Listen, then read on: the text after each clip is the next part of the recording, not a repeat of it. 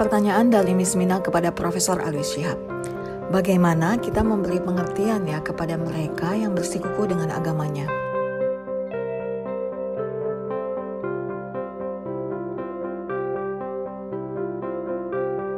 Al-Quran sudah menjelaskan bahwa kepada Nabi ya, lasta alaihim bimusaitir. Kamu tidak bisa menguasai mereka. Ya, pada siapa saja, fadzakir innama anta mudzakir. Kamu hanya memperingati, tapi tidak bisa memaksakan. Dari itu, kalau ada yang tidak mau mendengar, tapi itu harus secara santun argumentasi masing-masing, maka kita akan mengatakan lakum dinukum waliyadin. Bagi kamu agamamu dan bagi kami agama kami.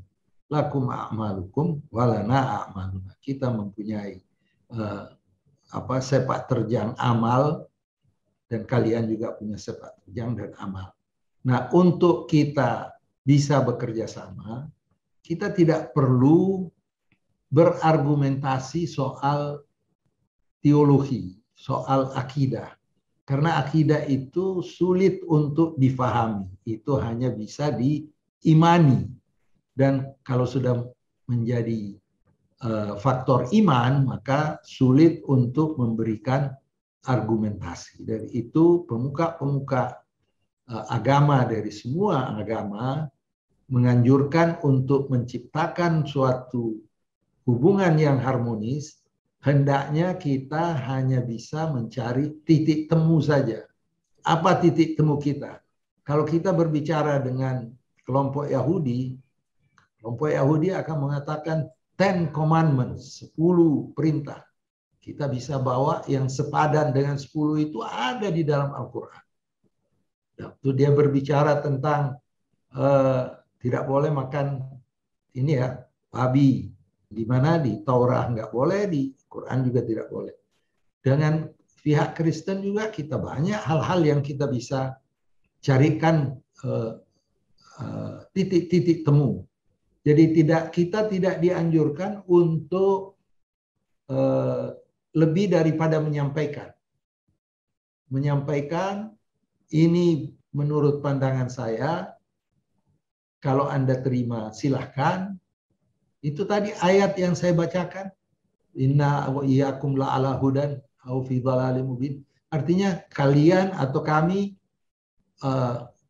salah atau benar. Jadi bisa saya salah, Anda benar, bisa Anda benar, bisa salah. Ujung-ujungnya apa? Ilallahi marji'ukum jami'an fa yunabbi'ukum bima kuntum fi takhtalifun.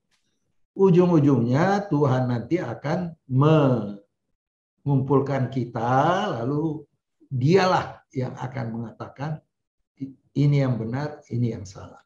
Tentu saja dari pihak Islam kita merasa bahwa Tuhan kita akan membenarkan kita.